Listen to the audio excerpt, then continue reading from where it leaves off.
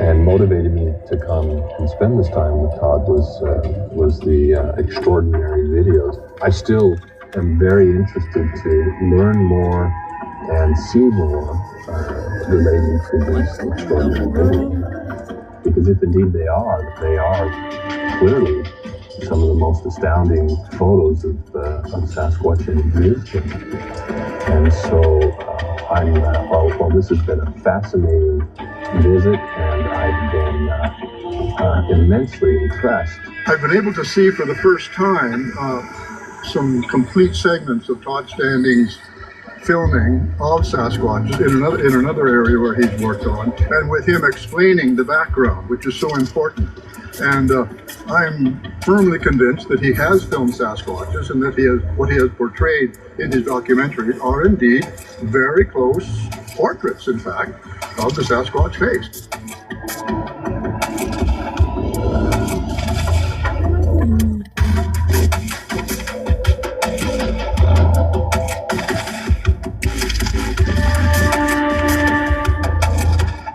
What you guys are looking at are Bigfoots. Do you think they're demonic?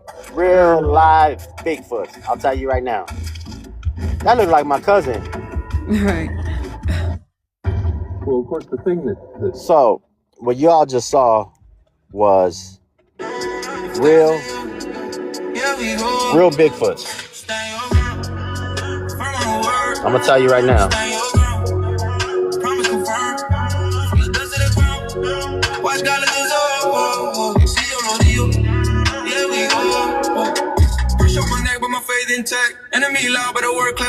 I'm just trying to flip the camera. Alright. But I believe Bigfoot is demonic. What I believe is the children are our future.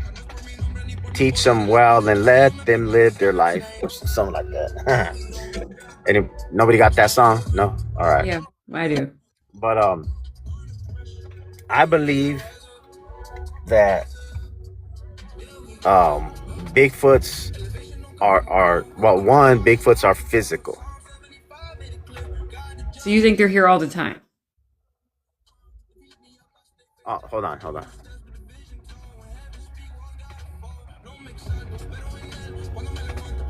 No, Michelle, I believe Bigfoot is part of the Nephilim, and I believe that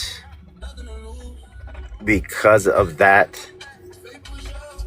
he has superpowers. And but throughout the last couple thousand years, they've sat there and said there's been stories of how they took women from other Indian tribes to make more Bigfoots. Yeah, I've heard that. So those and then after they end up aliving the mom, or the mom just unalives herself because she's like, I can't believe this happened. But it's a horrible experience. And so, but they mate with them, they procreate to make other Bigfoots. So their genome is not as strong as it would have been or should be, but they're still Bigfoots. They're not demons, but I would say, why don't they come out more often now? If they're evil, what are they afraid of? Well, one, they don't want no one knowing who they is. I personally believe that they also work for the government.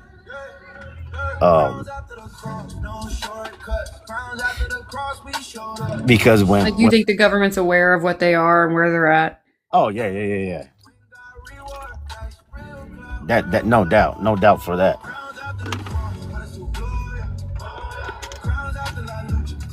Just like the missing 411. It's like how some places in like some of these forests and stuff are like you can't go. They're like no-go zones. Like in the Grand Canyon, that huge no flyover zone, no foot traffic zone. When someone disappears, sometimes the military gets involved, and you have to ask yourself, why is the military involved for someone who disappears? Right. That's not normal. And they go in there fully geared up with pew pews. It's like they know something. They know something that we don't. And I believe that the national parks were made to protect us from them, so they can stay there. The weird people, the hills have eyes type people. I know in some of the states, some of them white states, I don't know the names of them, but where they're at, where the alopecia, that's for the hair, Appalachian Mountains, they have those mountain people. Good night, Lorena. Area 51 has a lot of secrets. Yes, it does. I've been to Area 51 on the outside. I went there just to say I went there. That's but, cool. I mean, there's we didn't see anything. But did you go with the Storm Area 51 kids? Remember a couple years ago, all those I kids thought they were gonna, all those rave kids. Yeah, I didn't do that. Like they really thought they were gonna get on that Air Force base or that whatever base they use it as. Yeah, Area 51. Yeah, I was they really thought they were gonna storm that. Yeah, I was like, I'm not trying to do that. Right. But there is a new infrared camera. It's on TikTok. If anybody wants to buy it for me for my birthday, so I can do, because I want to do investigations like that. Michelle, you had a couple questions? Nope. What you mean? Hold on, I don't know how I did that. I was just tapping the screen, and then it just popped me up. Well, God brought you here for a reason. Yep, I see you wrote something. You wrote, I don't think anymore. No, I wasn't. I was talk texting. You don't think anymore at all? I was talk texting. I'm turning blonde. Oh my gosh, don't do that to me. I don't think they keep anything in Area 51 anymore because too many people know about it. Yeah, I think before they used to. Is Area 51 a high classified military base, and they just make people think there's aliens there when they're really producing certain things that benefit us? Or is it the other way around? They have alien technology and they just tell everybody it's a base. I don't think anything they're doing there benefits us. Have you seen those cars that have the 1060 cars? Because are they the only? They are the only one they going to drive. I don't know what you're talking about. But anybody keeping up with the disappearing scientists? I have been. I'm watching. There's also Chinese scientists missing. I was gonna say a new one went missing. A younger guy, late 20s. There's like 5 Chinese scientists missing. And then one of the white guys who I follow on Ancient Aliens, 2 of those people disappeared. And he even wrote, I love my life. I would never unalive myself. And then like a week later, he was unalive. Do you ever watch Gaia channel, GAIA? Nah, I'm too poor. I don't have it. Well, actually, I think it's free to download off of Amazon.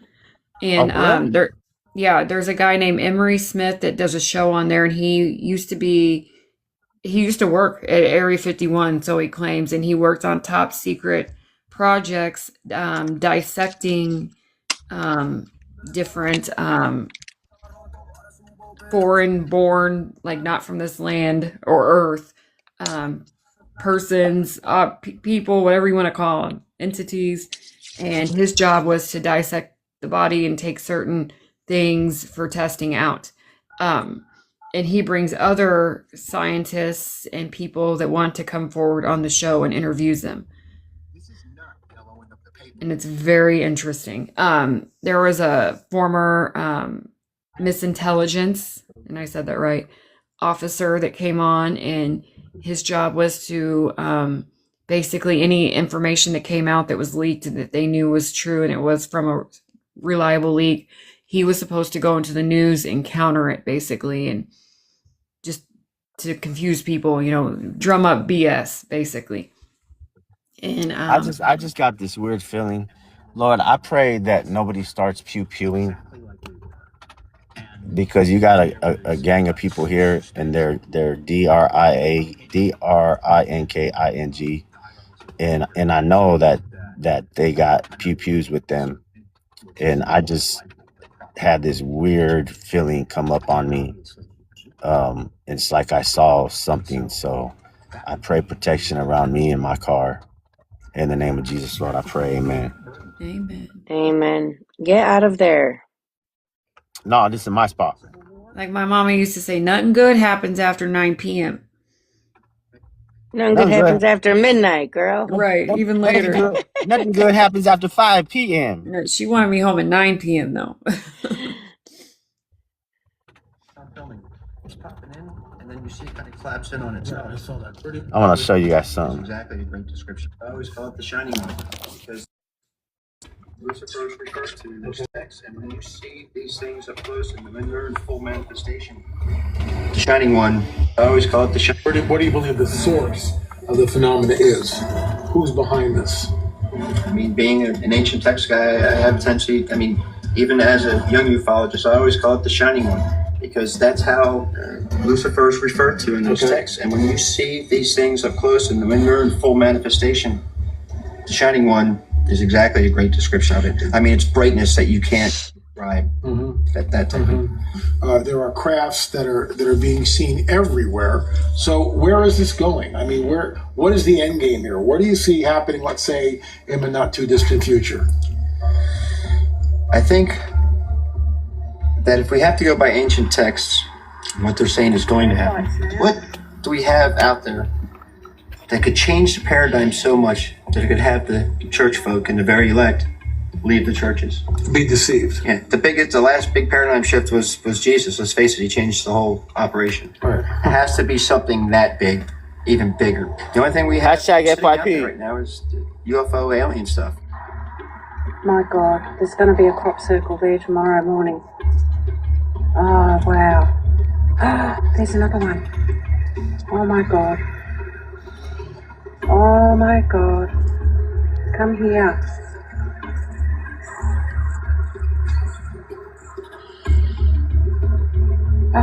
Oh, come here.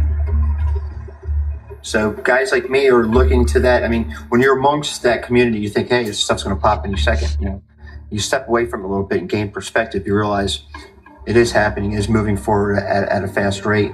The funny thing is, a lot of people don't realize is that the early church fathers, say 40, 60 years out of Jesus' death, were all saying somewhere around 2012, something's going to happen. So we're in those times. Something's going to pop as far as what it is. I'm not entirely sure. Right. But I have a feeling I'll be able to pick it off as soon as it comes around, because I'll know. What I believe is going to happen is that guys like me and probably like yourself are going to be the heretics, because we're going to be the holdout saying, yeah, you guys need to second think what's going on here. It's going to be that big, and we don't know what this is about. We don't know if it's good alien, bad alien, this is real or it's fake, but we need to slow down and parse this out a little bit better. Right. They're coming very soon, and if we don't say what we're saying now to warn people about them being nefarious, bad guys, when it does happen, it's too late for us, those of us who see it as a deception, come out and say, oh, don't believe them, it's a deception. Even though they're curing cancer, giving us free energy and making a world government that there's no war and that kind of stuff.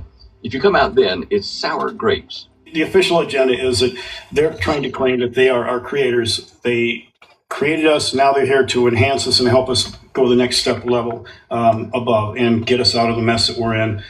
With all of our earthly affairs, various religious beliefs and everything. They're going to consolidate everything into one religion, one political system, one economic system. Well, the whole UFO phenomenon, obviously, I met him. Is one of the most difficult areas. He passed away, but he's my friend. I can imagine, because there's so much nonsense, so many deliberate hoaxes encountered that you really have to clean away a lot of garbage to get at the real core information. But even when you do, you then discover that the UFOs are real in the sense that they show up on multiple radars simultaneously. They leave evidence behind like radiation or burnt ground. So they're tangible. They're not hallucinations, that sort of thing. And yet, obviously, the real problem we encounter is they violate physical laws. They go faster than the speed of sound without sonic booms. They make right-angle turns at extreme speeds. We have classified military studies that confirm that they are piloted by sentient beings. All these things just don't add up. In my filer's files, I have access to essentially all of Peter Davenport's UFO reports, which run about 500 a month, and MUFON, Mutual UFO Networks reports, which run another 500 a month. Together, they're easily 1,000 UFOs a month. Although I'd often... So what do you guys think about UFOs? Our vice president recently said that he thought that he said they are demonic in nature. Yes, he did. And he's a devout Catholic. So. Oh, is he Catholic? J.D. Vance. Yeah. And for him to make a statement like that, I mean, obviously the government's there to, trip us up at times and manipulate us, but the way that when they asked him, when they were talking about UFOs, and he said, "What do you think they are?" He didn't even hesitate, Yeah, I saw that. I saw that video. He was like, "They're fallen angels. They're demons." Yeah. Which is kind of what's the word for it? It's kind of contradicting because I think the government has been getting technology from them. Absolutely. And they obviously know that it's evil. We all know what they're using the technology for. That's the Grenada Treaty. Do you guys know what that is? No, but I know about the 5 families, and I know that they have had deals Grenada with... Treaty. Are you talking about like the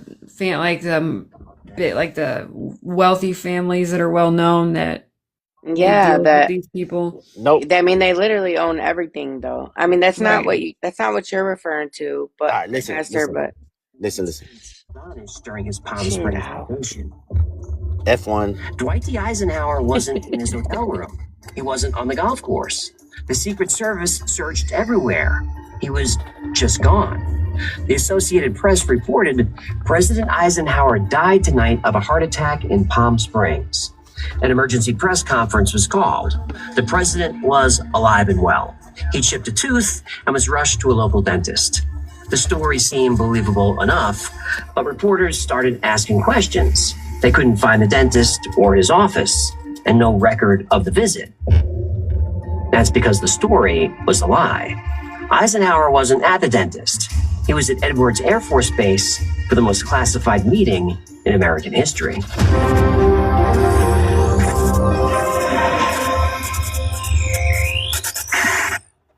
Mom! The meatloaf! Yeah, Cuban, we got a problem. A big, hairy problem. That's something I never want to hear. I started a business.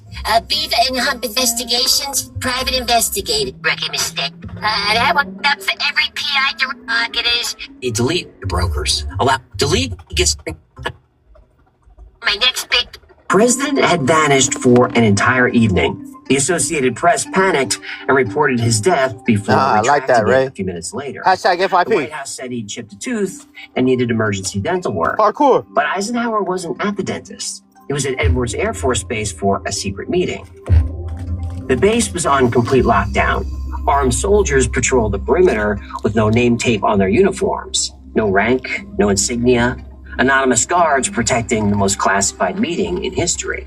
Inside a secure hangar, Eisenhower waited with a small group. High-ranking generals, top scientists. This group would later get a code name, Majestic 12. Just after midnight, 2 lights appeared in the sky.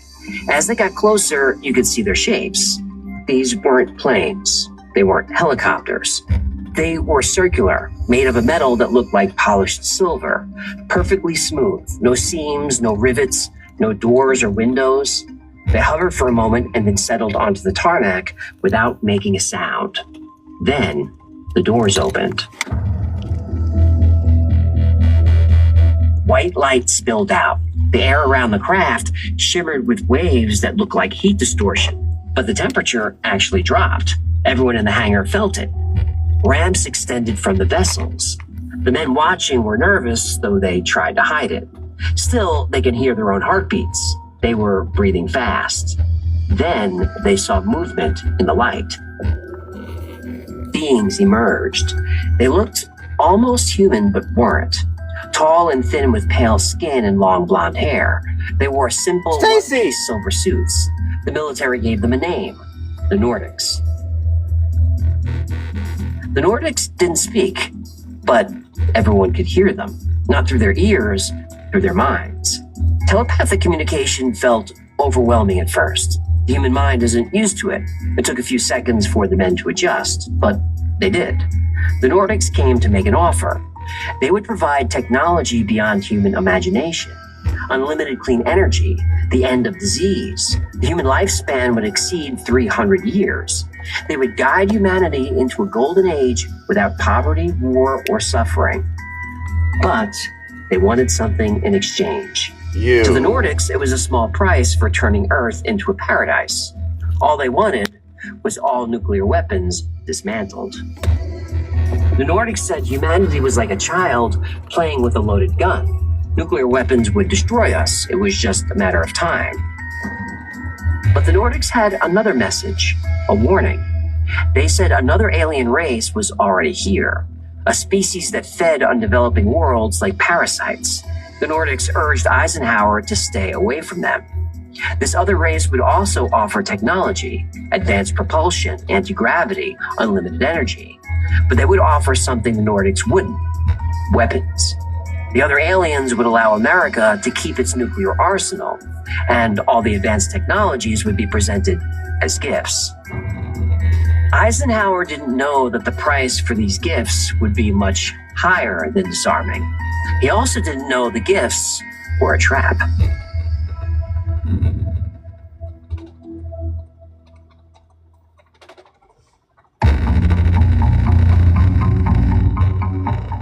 Two months later, a letter surfaced that proved the meeting wasn't entirely secret.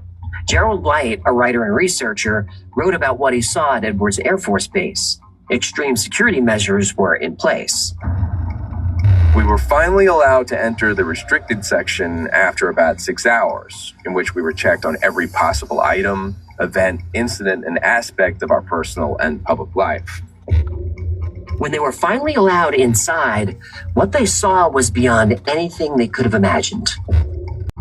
During my 2 days visit, I saw 5 separate and distinct types of aircraft being studied and handled by our Air Force officials, with the assistance and permission of the Etherians.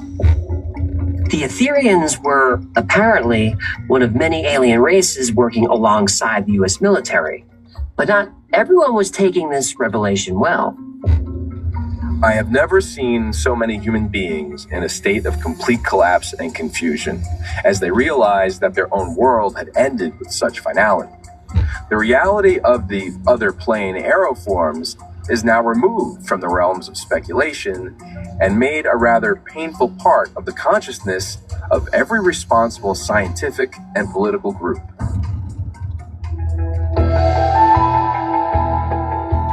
As far as Light was concerned, the speculation about UFOs and aliens was over. Witnesses were invited, the crafts were here, the issue was settled.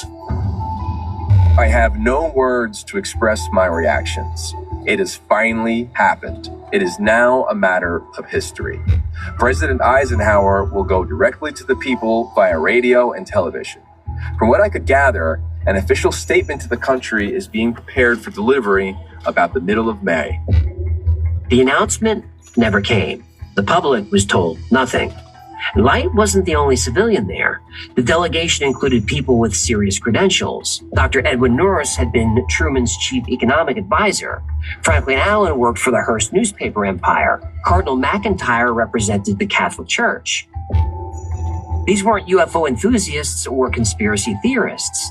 They were establishment figures, people with reputations to protect and everything to lose by going public. Within days of Light's letter, all the civilian witnesses received visits from men in dark suits. The story was buried. Some bodies were buried. Those still alive never spoke publicly again.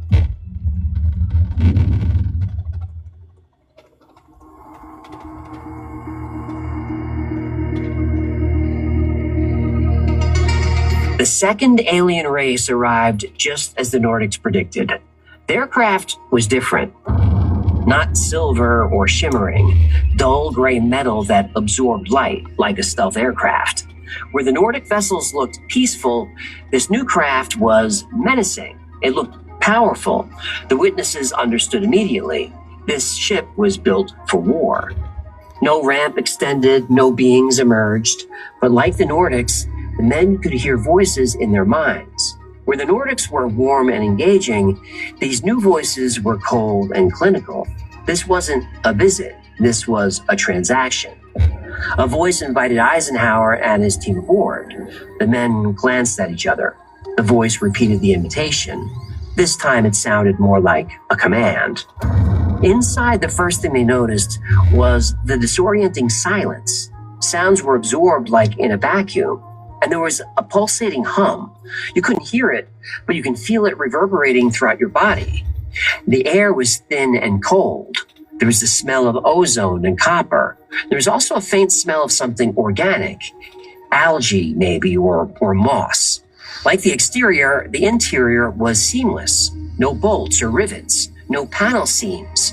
The floors, walls, and ceiling were made of the same silvery gray material. The room was well lit, but it felt wrong. There were no visible bulbs or fixtures. The light was just there. Occasionally, the walls rippled and shifted as if responding to something. This didn't feel like a machine. It felt alive. A voice directed them to a central chamber where they waited in uncomfortable silence. Then they appeared. Small beings, about 4 feet tall with gray skin. Huge bald heads and enormous black eyes. Thin limbs, long fingers, no visible mouths. They moved mechanically, robotically. The beings didn't have a name then, but we now know them as the Greys. They'd been watching Earth for a long time. They knew about the Cold War, the nuclear arms race, how close humanity was to destroying itself. They knew about the Nordics' offer. They agreed with the Nordics on one thing. Humans were headed for extinction. Like the Nordics, the Greys also had an offer. The Nordics offered a path to world peace, the end of war, starvation, poverty, free energy for all, a great leap forward for all humanity. The Greys had a different approach. They wouldn't save all of humanity, only a select few. Greys had technology that would put America a century ahead of any other nation. Particle beam weapons, zero-point energy, advanced metallurgy, stealth technology, anti-gravity propulsion. America wouldn't just win the Cold War, it would dominate Earth for generations. And all they wanted in exchange was access, permission to operate on Earth in secret, underground bases, hidden facilities, and they wanted access to the human population for biological study. Just a few people. The abductions would be harmless. People would be taken aboard a ship while they were asleep. The experiments would be painless. When the subjects were returned, they'd have no memory of the abduction. And for transparency, the United States government would be provided with a full list of every abductee. All eyes were on the president, the generals, the scientists, the cardinal, and the Greys, waiting. Eisenhower had to choose the Nordics' path to peace or the Greys' promise of power.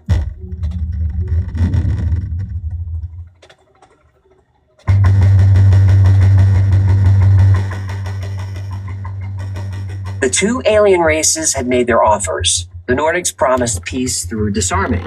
The Greys promised power through technology. For Eisenhower, the choice was clear. He chose power. The Cold War was escalating. Soviet nukes were pointed at American cities. The Nordics' offer sounded idealistic and naive. The Greys deal promised survival. It was practical. The decision was made in that Grey chamber. No ceremony, no handshakes, no documents to sign. The agreement was sealed telepathically, mind to mind. The terms were simple. The United States would get advanced technology and weapons that could end any war.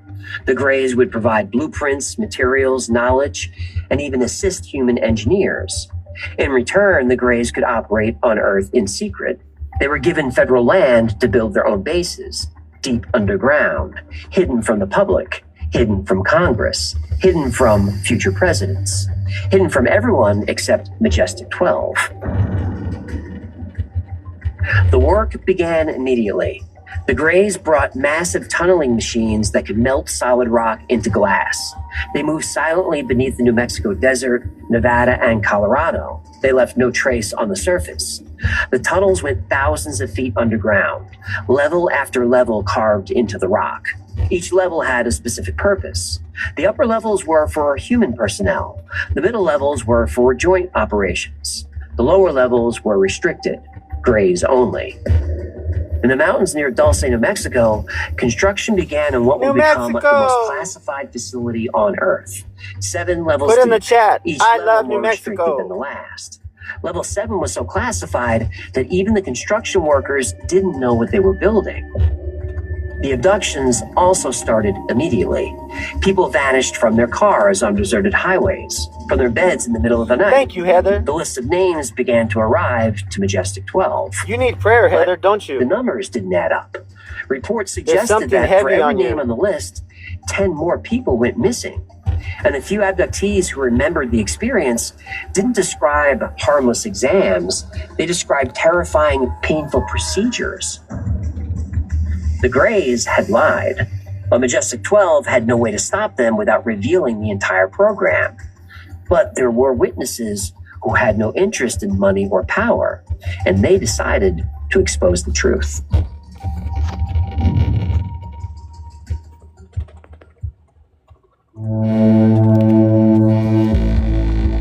Would you like to come on here so we could pray for you? The Greada Treaty promised America technological supremacy in exchange for allowing alien research on human